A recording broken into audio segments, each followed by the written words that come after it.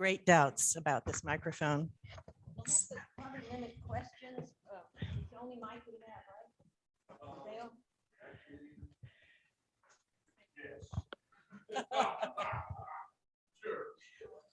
Or I could try to repeat your questions. Okay. A couple weeks ago, or whenever it was that Stuart was beating the bushes for people to get up here and facilitate, I had just finished reading a book that I thought might be have interesting content for us. And as you know from the invitation Hugh sent out, the title is Don't Sing Songs to a Heavy Heart, with the subtitle, How to Relate to Those Who Are Suffering. At the time, I thought the content would be of interest, and I had no idea, of course, that this week we'd share such heavy hearts about Shep. I'm prepared to go ahead with my lesson, but it did occur to me that I don't even know how many years Shep's been here, but I know it's more than 10 that he's been a part of this class. And I just wondered if any of you, I mean, there were a couple of emails that flurried about things people wanted to share right away. And I wondered if anybody wanted to share anything this morning. I'm sure we've got thoughts. John? Okay, I'm sorry. He remembers that at his mother's death, he was living in Hendersonville. And the church that I was attending then, down from the airport, forgetting the name of the church at the moment, but they did have a Stephen ministry. And they had a Stephen minister who came to my house and became a friend.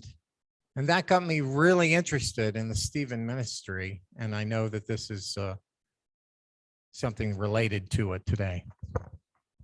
That's true. It is a book that was sort of part of the training materials for Stephen ministers.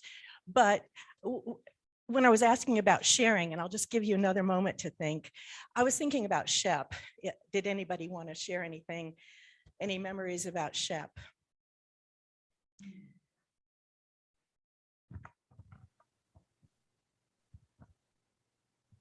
I remember when we first moved here and I met Joyce and Shep because we live in the same neighborhood.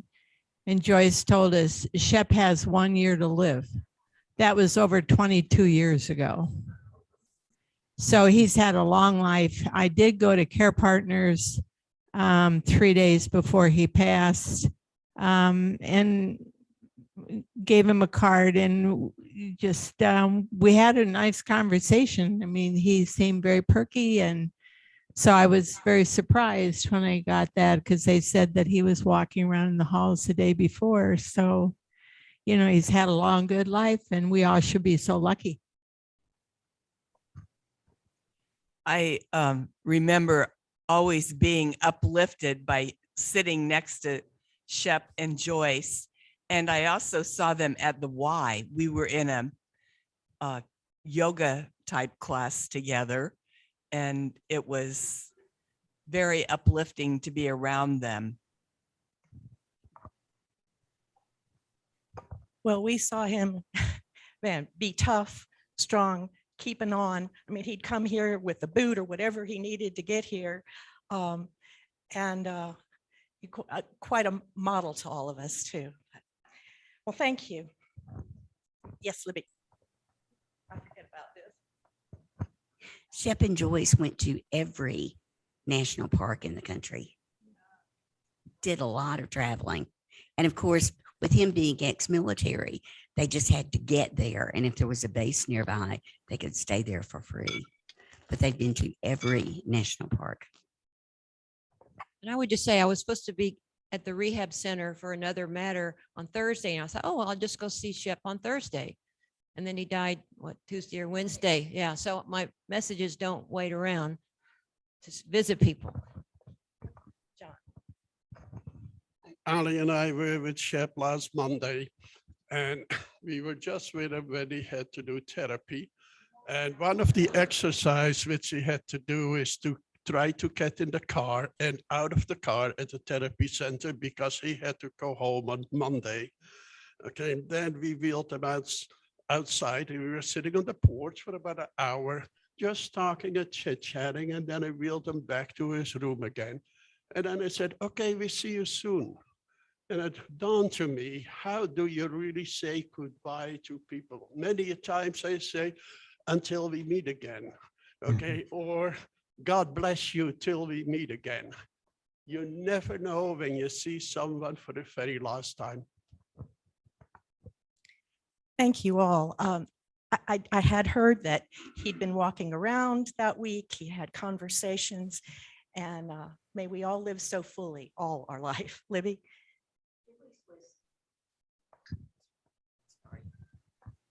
Joyce was at the 4th of July picnic after the service on Sunday. And she was so concerned because Shep wasn't eating and he wasn't doing his physical therapy. And I gave her a couple suggestions. And of course, he didn't do anything the next day. But the next day, he ate. He went to every physical therapy session. He walked in the hall extra, just everything. And very often before death, you'll see an uplifting of energy. Working at hospice, I saw that time and time again.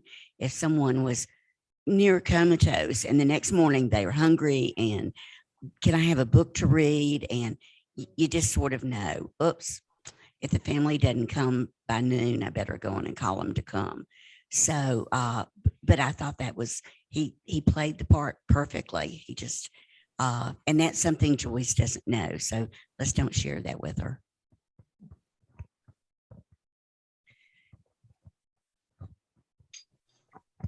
So back to this cheery book title. Does anybody recognize that phrase, don't sing songs to a heavy heart?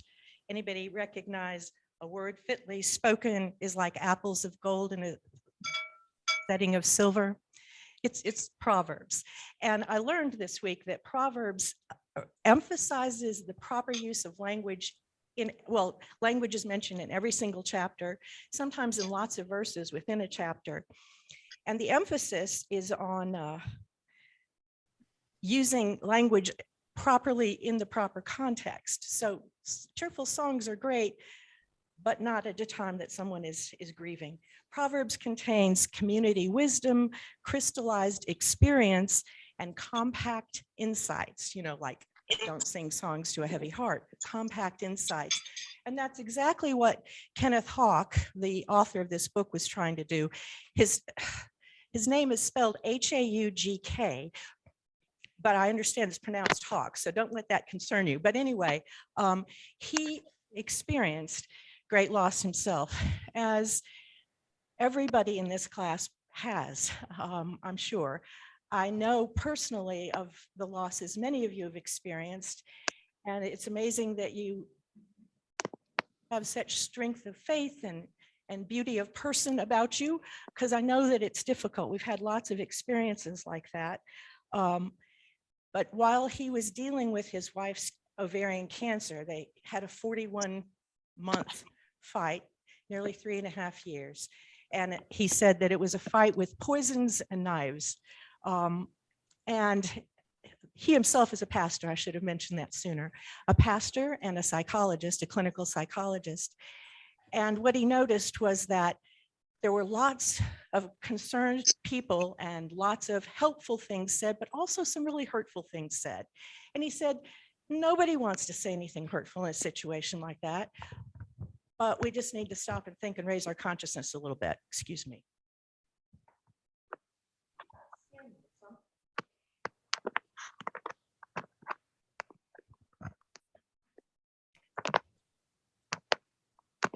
So sometimes Proverbs tells us when to speak, and sometimes it tells us when to use restraint.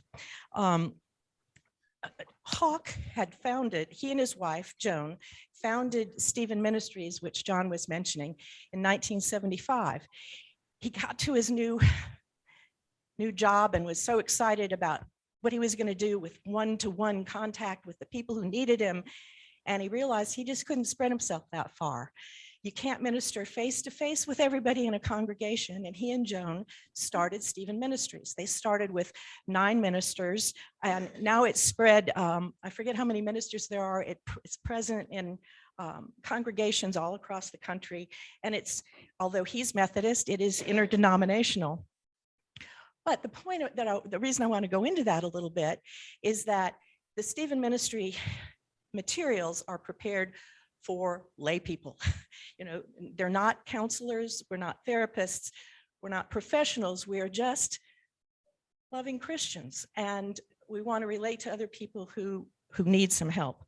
Hawk began drafting this book during Joan's time in the hospital, and he said, he quotes a little Shel Silverstein poem. It was one I wasn't familiar with. I think somebody already recognizes where we're going. It's called Helping. And some kind of help is the kind of help that helping's all about. And some kind of help is the kind of help we all can do without. So sadly, he had a little experience about that. And he said that there's more than enough pain in the world to go around. I wanted to alleviate some of that by heading off the hurtful and promoting the helpful. He conducted over 4,200 interviews with people who had suffered, and sometimes with their caregivers. And he said that he came up with some patterns that were tested in the fires of people's experience. I've got a handout, it's an occupational hazard of mine, and I'll tell you more about it in a second.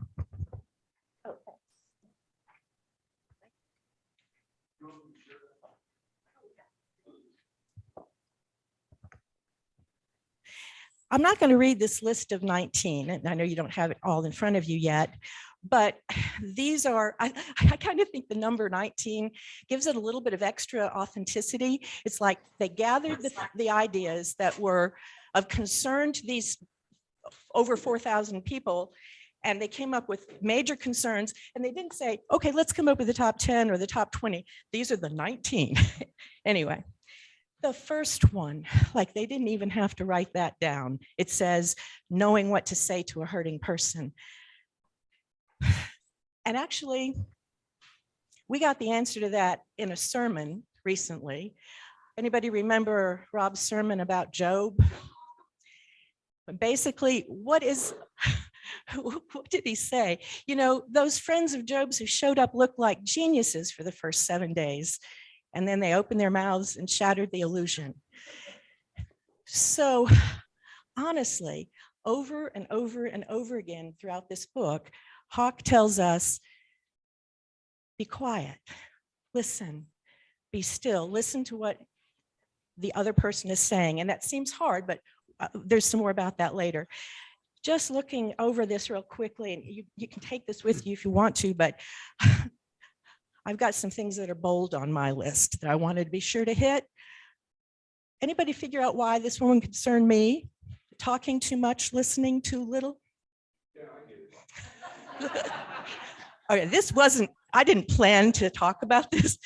I was going on a silent retreat with some friends years ago, and I was going to be leaving on Thursday or Friday, I don't know. Monday, Hugh said, you know, it doesn't come naturally to you. You want to start practicing. Also, though, having a fix-it mentality, that's, you know, you want to say something uplifting, but right at the very first, according to Hawk, that's not what we should do. And he lists several other things. Number 14, I'm going to hit a little extra hard today, responding with cliches, platitudes, or pat phrases, because that's what his research showed really bugged people a lot. We'll get to that. Difficulties, of course, death, but it's not just death. And keep in mind that a problem is as grave, as burdensome as the person who has it experiences it. You know, I mean, if it could be, never mind. It might not seem to you like a trouble, but it's as real as it is to the person suffering. So some of the areas, grief, divorce, cancer, of course, all illness, but cancer gets a special situation. Hospitalization, moving, chronic or terminal illness, unemployment, loneliness, and many others. And the level of difficulty is exacerbated by certain factors. For example, if it's life shortening, if it lasts a long time, if there's only a hope of partial recovery, if multiple crises happen at once, if it requires significant lifestyle changes, also if it comes as a complete shock. Excuse me. So once again, Rob told us what we can do about this. Aloneness is never so sharp as when someone is suffering. The physical presence of another human being can bring significant comfort. So show up, be there. How many of his sermons have phrases like that? You know, just go, be out there, do stuff. Oh, yes. I seem to recall reading somewhere that in the Hebrew tradition that there's a thing, yeah. What is it? I think it's called sitting Shiva. Shiva. That may Yeah. not be right. Don't But- quote me on that. But the idea is that somebody just comes and sits, doesn't say a thing, just sits with someone who is in whatever kind of pain it is. Yeah, be there. And Rob mentioned this in his sermon too. The Greek word comfort basically means to call alongside.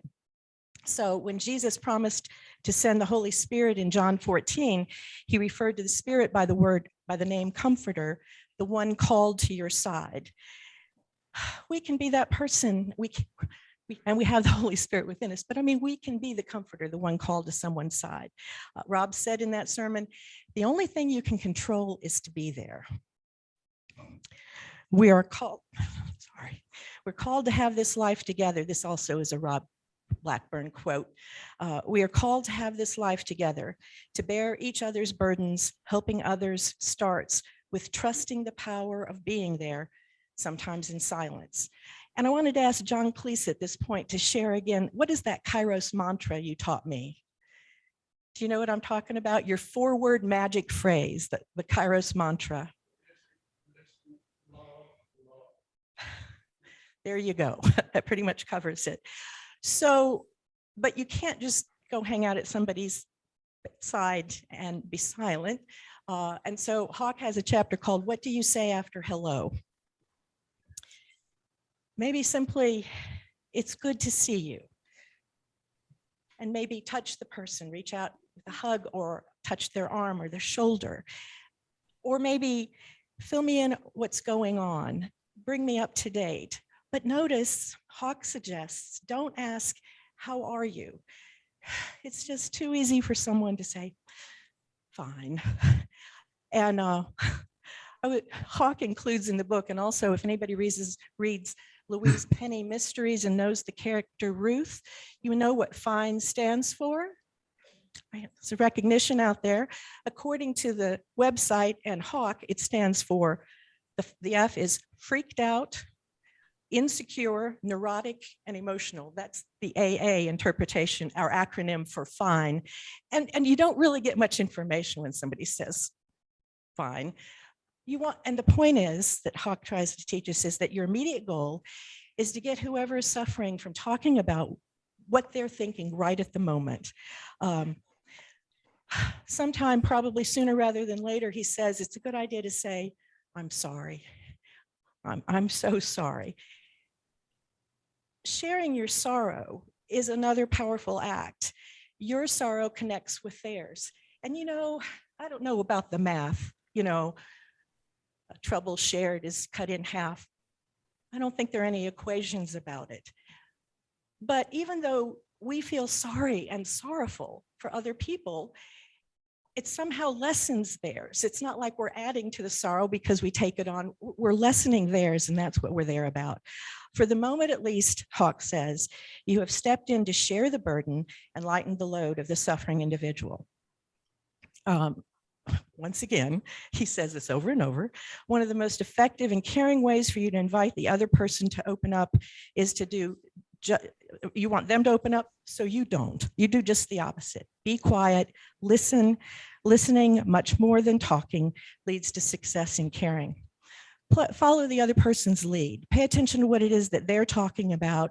Once again, do a lot of listening to understand them. there's something about, I don't understand my notes right here. Oh yeah. So what do you do if you're sitting there encouraging the other person to open up and it doesn't quite get there? He suggests that you can just say something like, I don't know what to say or do right now, so I'll just be here with you if that's okay. And I see nodding heads, so that must sound appealing to some of you, is helpful. There's a pastor who, in situations like this, said that he would pray, oh Lord, please keep your arm around your shoulder, around my shoulder, and your hand over my mouth. When silence does fill the room, it doesn't have to be awkward. Remember, God is beneath and within the silence, radiating his love. Luke said when he opened the sermon this morning, and I was kind of sensitive to it because I was thinking about these things. He said, God gives you the power to love God and one another. We've got that, and that's what we're supposed to do in these situations and take it out there. Remember that you're always there as God's emissary of love. You can speak in love, you can listen in love, and you can simply be present with the other person in love. Rob said in that sermon, maybe we don't need to explain to one another so much as to hold each other and God. At the next Stephen Ministers meeting after Rob's sermon, folks were saying, oh, rats, I wish he'd gone ahead and said, and this is what Stephen Ministers do. Don't you want to come be a Stephen Minister? Because we are having a recruiting period right now. And so I got to just mention that. But I know, after I thought about it, I realized why Rob wouldn't have said that. He doesn't need a few Stephen ministers. We are all ministers. You know, what does the word mean? To take care of one another's needs. And we're all called to do that. So that's why he shares all of that with all of us. On the other hand, if you do have any interest or inclination in being a Stephen minister or learning more about it, the time is upon us. There's going to be a training session starting in, I think, early September. I'll be glad to tell you more about it. One thing that happens is, cry and feel awful is one of his chapter headings. Crying is part of healing. And people sometimes worry that if somebody breaks into tears, you've gone too far, you've caused pain. But in fact, there's a lot of relief in that. It usually means just the opposite, Hawk says. You've done something right. You've earned that person's trust. If a hurting person cries in your presence, you are trusted. I should have said this sooner. Those of you who have just recently come to class don't know that Hugh and I lost a son 5.5 years ago. And the reason I bring it up is that I know what wonderful, caring people you all are. You were a big part of our support system. And I know I cried in front of you and my journey group, and people let me. And I was wondering about why that was so powerful. And I think maybe it's what Hawk writes about here. He says that when those suffering realize that you hear them and that you're allowing them to be fully what they're feeling at that time, it's as if you really understand their situation. People have sometimes said in situations like that, thank you for believing me. And once again, the issue isn't what you or anyone else would feel in their situation, but just what they feel. There was a story. Joan was facing chemo that she expected would cause her to lose her hair. And she really did not want that to happen. And while she was having one of her procedures done, Kenneth and some of his friends were sitting around talking about the information they could share with her to help her know that this treatment was necessary and not to worry about it so much. And they had been telling her that stuff already, of course, but she really wasn't hearing it. One of the oncology nurses walked by who herself had been a cancer survivor and lost her hair twice. And they told her what they were discussing. And she said, I think you should tell her I wouldn't want to lose my hair either. You know, hear her, know what she's going through, acknowledge it, acknowledge her distress and let her move forward from there. Hawk says that validating a person's pain and discomfort lets them know you understand how difficult the situation is. It affirms their feelings, and it often allows them to make better decisions. Don't avoid those who are mourning. Romans tells us, rejoice with those who rejoice, weep with those who weep. Even if they're having it out with God, he says, if you encounter someone who's really angry with God about something, that don't argue with them about it. Don't try to talk them in, don't out of it. But realize that if they're angry with God, they have a relationship. There is faith and they have to get through it. One of the things that helps me with this is that one of the dearest pastors I've ever known, Paul Fryman, told us from the pulpit how angry he had been at God for so long after his father's death. And I just understand if Paul can do it, it's okay. And, you know, the relationship's going to come through. But he has some pointers about that. One person said, I think God wrestling is essential to journeying through pain and suffering. Listen to this next sentence. I had people around me who kept showing me tangible, real, felt acts of a faithful, trustworthy God. And because of their faith holding me up, I was free to struggle, wrestle, fight, and finally make peace with God. That's who we are. We're the people who keep showing tangible, real, felt acts of a faithful, trustworthy God. There's some examples here of people appreciating listening that I said, you know, go read it. But I'm sure that, do any of you have times that you can think of and are willing to share? I'm going to be quiet for a few seconds. Doesn't mean we have to share, but I bet you everybody has times when somebody finally really heard what you were saying or were very helpful. You know, maybe I should read it from the book. Yeah, you have one? When my husband died, one of our friends who we travel with and been together for a long time, she called and she said, this wasn't supposed to happen. And that's probably not biblical or medical, but that resonated with what I felt like, wait, that wasn't supposed to happen. And that sticks with me. Yeah. Year and a half later. Yes. Thank you. Hawk says that being a listening friend is like being someone's human journal. The journal accepts every word that you write unconditionally. A journal gives you the opportunity to vent without being criticized, and that's the kind of listening friend that you want to be. Please. Next week, I'm going to go visit my closest male friend of 50 years who lost his wife to colon cancer over the last year and a half. So also I keep thinking about what do we say to people who are in that long stage of anticipatory grieving, right?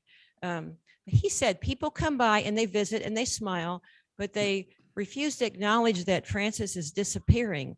He said, not everybody is willing to sit close to the fire with you. And I think we have to sit close to the fire with people. We need to. Excuse me.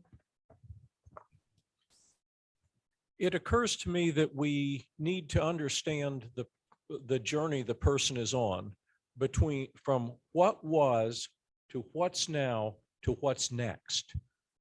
And, you know, we can talk about what's next. If they're in the what was, that's not going to help.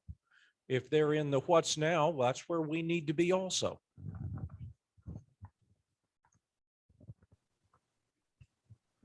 As I was looking over this list, I may be deficient in maybe quite a few of them, but I am not deficient in one area.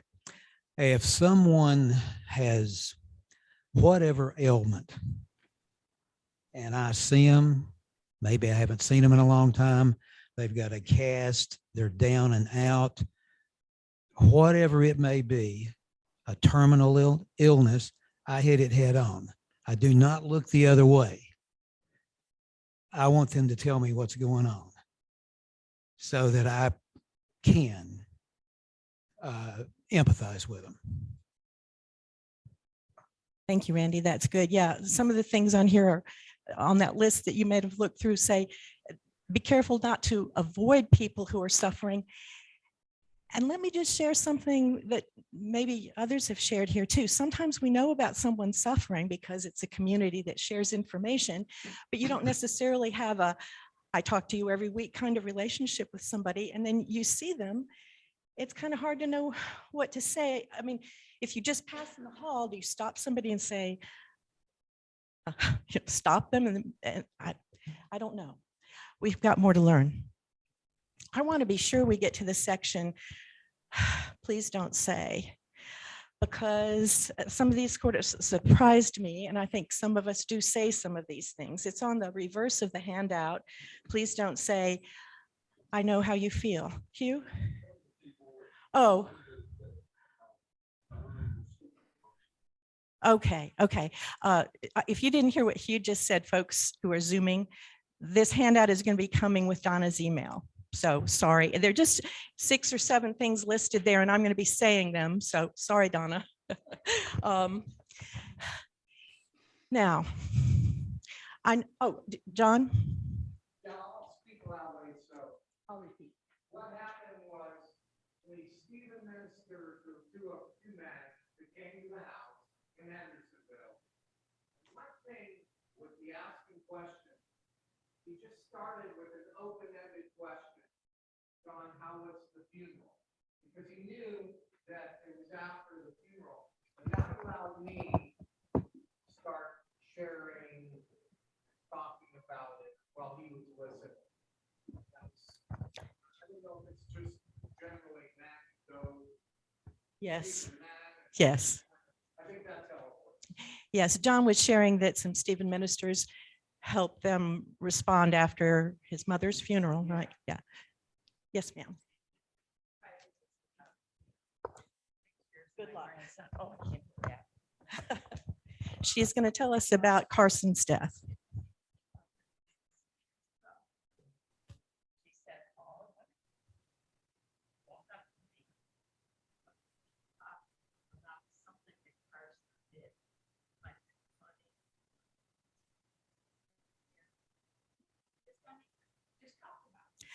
Your daughter's name's Rachel?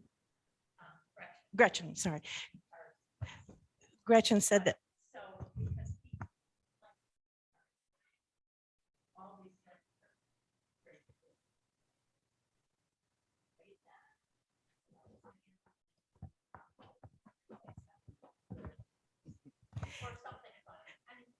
Anne was saying, instead of these things that you're not supposed to say, that what her daughter Gretchen wanted people to say to her was something that they remembered fondly about Carson. It's not, say something positive. Don't come tell me how sorry you are. Okay. But I know how you feel. I just wanted to tell you that I've got real personal experience with this from the positive side. Marcia and Fred Ayers have lost a son as well. And Marcia reached out to me after David's death and was very, very helpful. But she never said, I know how you feel. Each person's experience is raw, personal to them. Let them keep it. Hawk suggests saying things like, maybe later on, if you think that you've got something from your experience that will benefit them, go ahead and say, I was in a similar situation and I remember feeling, but just don't start with, I know how you feel. Also, you see on the list, those of you who have the list, it's for the best. I guess it needs no explanation, but there are lots of phrases like that. He's at peace now. I might have said that to people. And right at the moment, though it might be true, it's not helpful to say, yeah, I might be with Jesus. I pray as he's not right here with me right now. That's, it's good he's not suffering anymore. He's better off. It's a blessing. Those phrases that try to put a pretty face on it aren't what people need right now, according to the research Hawk did. Keep a stiff upper lip. Encouraging people to be strong right now is another thing I have done. And I understand, I remember telling somebody one time who was dealing with lots of issues, she'd also had some really positive things she'd done. And I said something about how strong she is. And she started to cry and said, I don't feel strong. And she didn't want to be told she was strong. it sort of implies it's time to be over it now. You know, as one woman who said whose brother had died of a heroin overdose, one person told me to take my time in the grieving process. This meant so much to me because others tried to rush me. A recently divorced person felt the same sense of relief. It was helpful to be told, give yourself time to grieve. And I was thinking about my own experience as I was going through these things, wondering, I don't recall having people told me these things that are objectionable or hurtful, but I think it's because I was so bolstered by all the positive prayers and the things that you all were telling me, the things that I was reading that were positive, the things, Marcia Ayers, take time. There's, just, you can help people get through these things, but you don't need to try to rush them through them. Also, at least statements, and they tend to minimize the pain of the other person, but it's like, Hawk tells about a situation where somebody said, well, at least you were married for 30-something years. Don't say at least. Also, the platitudes, the last two things on that, thou shalt not say these, are a little bit more damaging because they're cloaked in religious language, and it makes it seem it gives them religious authority. How about that phrase, God doesn't give you any more than you can handle? One woman said when she was told this, she was like, who does he think I am? He's got me confused with somebody else. But it's also not even biblical. 1 Corinthians 10, verse 13.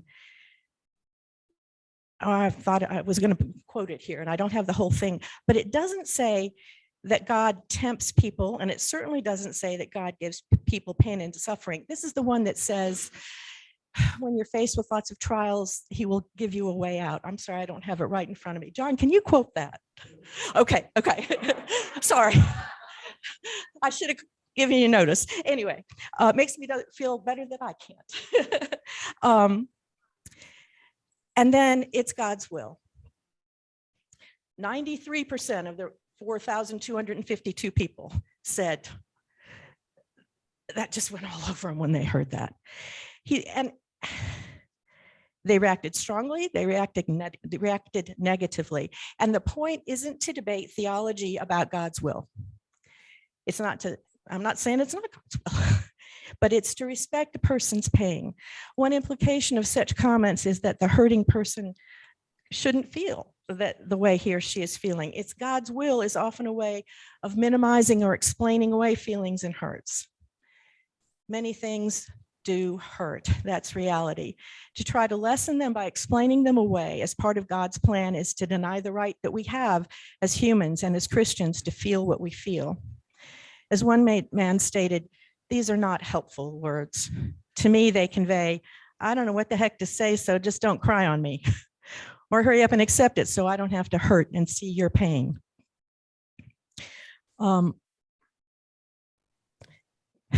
There's a section about the things that you can do that are helpful. And once again, I know you all know these.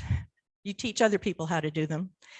Sending cards and notes. Hawk shares some information from his research, though. He says, although people love every card they get and they want to see your name on it, the ones that have a few sentences written, personal sentences or a couple of paragraphs, are the ones that they really treasure. And this struck me as odd. He says, don't share news. This isn't the time to say, we just got back from a vacation, or so-and-so had the flu and is better. It's not about you. Keep it focused on the other person and their situation. Write your heart. I know you're hurting and I wish you could be there. We are deeply saddened by, my heart broke when I heard the news of your suffering knocked the breath out of me. Whatever is real for you, I wish I could take the pain away. Write your heart. And something personal about, if it's a death, as Anne said, a good story about Carson. I love when people tell me anecdotes about David. Making phone calls. The closer your relationship is, the more free to call you should be. You want to gauge the time that you call. If you leave a message, be sure to include no need to call me back. Obviously, the first time you get the person on the phone, ask if it's a good time to talk, but you're not going to talk. You are going to listen. But there's some real, you guys, stars. There's some practical things to help about this. You might want to ask the person if you can help screen calls, or if you can return messages, or if you can participate in some sort of, sharing news like Donna's been doing for our class. Ask questions, as John said, about how they're doing or what's just recently happened. But Hawk says, curb your curiosity. This isn't the time to say, how long ago did she stop smoking? Or was he wearing a seatbelt? You may want to know those things. You may find them out eventually, not now. Open-ended questions. Don't say, do you need help? But how can I help? I've got a good friend, Claire, who says she knows that if you ask people, is there anything I can do? They often don't tell you what they can do. She told me that when there was I don't need to give you the whole situation, but what she offered was to do carpooling for somebody for a very specific task that she knew was going to be really helpful for quite a period of time. I mean, think about better you know the person, the easier it'll be to know what they really need. But, maybe there's some specific things that you can offer. Using humor is one of the things that Hawk, I'm just saying, no, just don't. Wait, he says, share, and if you do, you might use it a little bit more freely with people you know well, but follow the sufferer's lead. Don't introduce it yourself. Without giving you any details, that was one of my fails as a Stephen minister once, using humor inappropriately. I haven't told anybody except you. Sharing reading materials. Wait for the initial crisis to pass. Share materials that you are familiar with, that you know the value of them. Don't just pick out a title that looks good. Share focused materials. Have a reason that you're sharing that. And at this time, give the reading material. Don't just lend it. Let them keep it. Once again, Marcia had a book that she shared with me that I know got me through the first year and a half at least. And I think after the first, I wasn't going to say that, but yeah, it seemed helpful. So I've been passing it on. And that source is one that kept saying they're very brief. You could bring yourself to read it when you didn't think you could really read, just really brief. And they often said things like, feel what you're feeling. It's okay. Oh, did you feel joy today? Don't let that bother you. It's okay. Joy will come back into your life, and you still share the love and sorrow for it. It was good, I thought. Oh, good.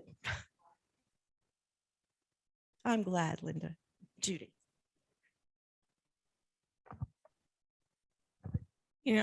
Don't be afraid to ask for help. I was a Stephen minister here, and I had a person who was having a lot of difficulty, and I was having difficulty reaching her. So I talked to Rob about it, and I asked him if he would like to come with me. And so both of us went. So never be afraid to say, I can't handle this. Maybe you could have somebody else help you, because not everything is going to be solved just with you. You might need somebody else's perspective on something, which will be more helpful, and it will help you in turn. So, yeah. Yes, that's really helpful. And it's a good time to emphasize that Stephen ministers are not professionals. So yes, they need help a lot. I think, yes, sir. Oh, I'm sorry. All these things that are please don't say, close off conversation. And to get through the 5 steps that Kubler-Ross has set down for grief, one of the best ways is to tell the story again and again and again. and have someone listen again and again and again. She is absolutely right. From my personal experience, anybody who was in my journey group or knows me very well, I told the story over and over again. I think I was trying to make sense of it. I'm saying this only because you were looking at the clock. And this would qualify as humor. I suppose no one here notices that Fred and Marcia are not here. They are making their yearly, I call it the Hajj, to the coast of North Carolina to visit his brother. They leave about this time every year. And I'm sure you were wondering why I was the comptroller today. Thank you for your service.